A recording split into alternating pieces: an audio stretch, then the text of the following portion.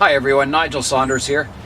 Today we're going to be digging up some of the pre-bonsai trees from the garden and taking a look at the roots and sorting them out and starting to get them on their way as training them as bonsai trees rather than a pre-bonsai tree. So we'll get the shovels and start digging. The first one we're going to dig up is the horse chestnut tree. It's been in the ground for about 10 years and it's never been root pruned, so let's see what the roots look like. You want to dig them out of the ground when the buds have swelled but haven't come out yet. So right now it's early April and it's a good time to start digging. So you want to dig as big a perimeter as you can around the tree to get as much root as possible at first. So that's what we'll do. We're going to start at a reasonable distance and create a perimeter.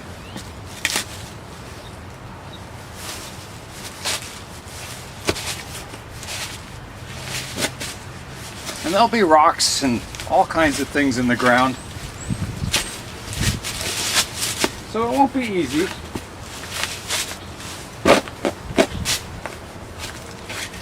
And you'll notice that when you're starting to get the tree loose, the tree will start shaking as you get the dirt loosened up around the tree. So the tree's starting to get loosened now. We're getting closer.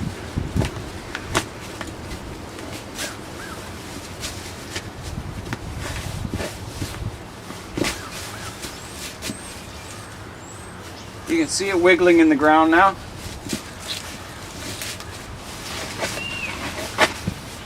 It's a windy, cold day out here today. Yesterday we had a beautiful day, and today's not so nice. Okay, so we've got our perimeter dug around the tree. The next step will be to get a rake and rake away as much of the soil as we can and try and get in there and see what's happening with the roots. Which ones we have to cut to get the tree out of the ground. Okay, so I've got a small root rake. I'm going to rake out in a radial pattern till we get down to some roots. Got some of those rocks. I don't know why I have rocks in this garden, but I do. There's quite a bit of topsoil on here before we're getting to the roots. If you are starting a pre-bonsai garden, make sure you put a good layer of bonsai soil to grow your trees in. This stuff is just very clayish and not very good for, fine root development. So we're continuing to rake. We're getting down to some roots now. You can wiggle the tree around, find the roots. Yeah, I think our big taproot is right down here. And she's a big one. Okay. So we do have some radial roots here, which is good. There is a big thick taproot going straight down into the ground that we're going to have to cut. So I'm going to get the cutters and we'll cut that next, and we should be able to get the tree out of the ground then. Okay, so big roots, you need big tools. So I'm going to get in there with the loppers and sever the taproot. Here we go. And the tree's loose. So here it comes. There was our big taproot, which is really, really thick. So you can see with this tree, we've got 1, 2, 3, maybe 4 here, roots that are in a good root plane. So you can see this would probably be our eventual planting height of the tree. This high root on this side will have to get cut off, and we'll just have to take really good care of the tree until it grows a better root system. This big taproot here, we're going to cut it off flush up here and let these roots do all the work of feeding the tree. you want to be able to fit it in a training pot, so we don't want this big thick taproot down here. It has no feeder roots coming off of it, so it's basically just a big dead stump. So that's the next thing I'm going to do, is cut off that taproot.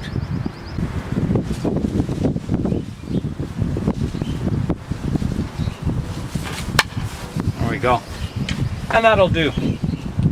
We'll cut these roots off. Take good care of the tree until it recovers.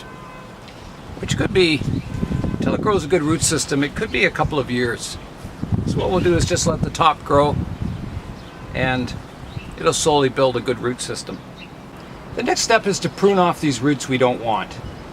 And the reason we don't want them, if you plant it deep and let it grow, these roots will just get thicker. They will increase the chance of the tree surviving, but we want to force these lower roots to grow. So we're going to cut them off. Again, just as flush as possible, like so.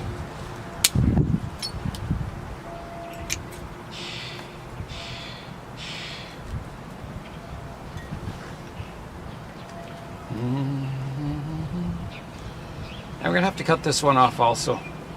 It's a nice root, but it's a little too high. You're after a flat root base.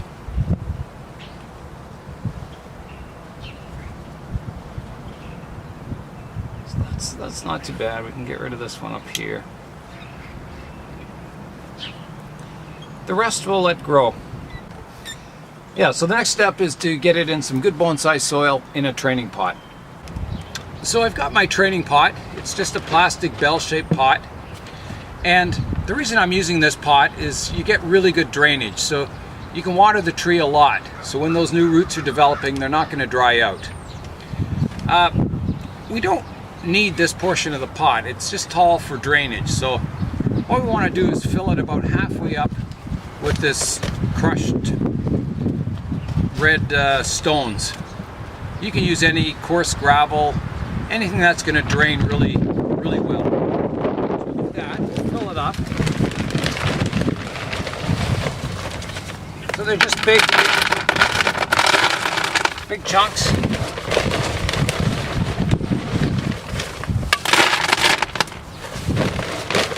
And you don't need any drainage screens in the bottom with this coarse gravel. Nothing's going to fall out the holes. So we're just going to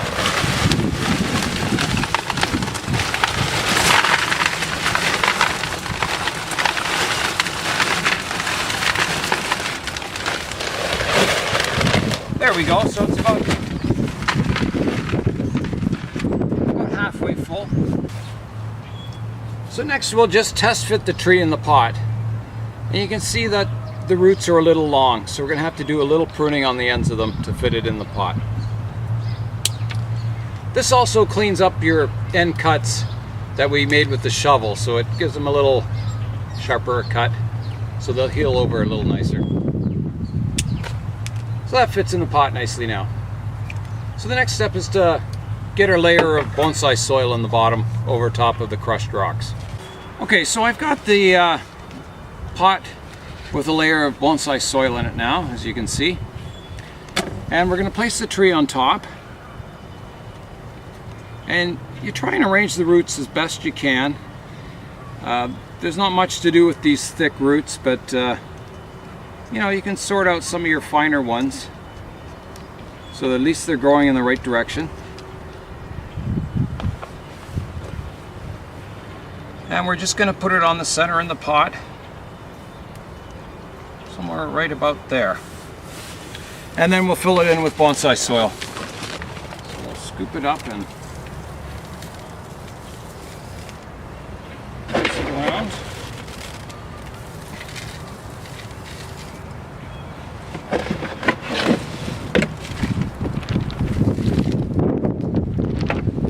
And then just tap it down, get it worked into the roots so there's no air pockets around the roots. With a nice dry soil like this, it just sort of flows into the root base. It's especially when the roots are clean like that. Check the tree for stability in the pot. It's not too bad. It's as good as you can get with that coarser root system. Okay, so the next step is to water the tree, and then we'll place some rocks on top.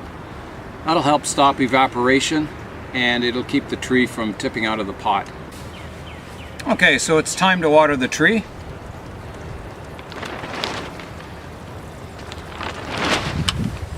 And we'll run several watering cans through this pot and soil just to wash out all the fine dust that's in the soil and make sure everything's thoroughly watered.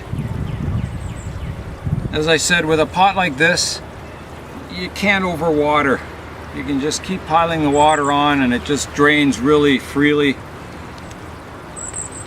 and keeps your soil at a nice moisture level. You can see the water that's draining out from the pot, how it's a muddy color. That's the dust from all the red clay particles that I used in the bottom of the pot.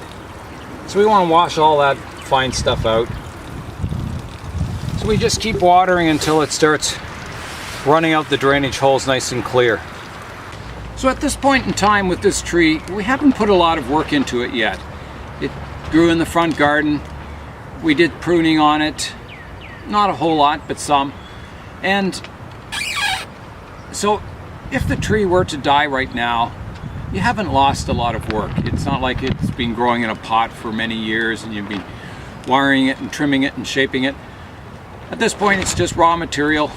And so this is kind of the critical stage for the tree now, is to make it through this year and grow a new root system. One thing we can do is we can pick a front for the tree and mark it with a stick. We'll do that. So the next thing we want to do is we want to place some rocks on the surface of the soil to stop the tree from falling out of the pot in wind and stuff. And it also helps stop evaporation from the soil. So we'll do that next.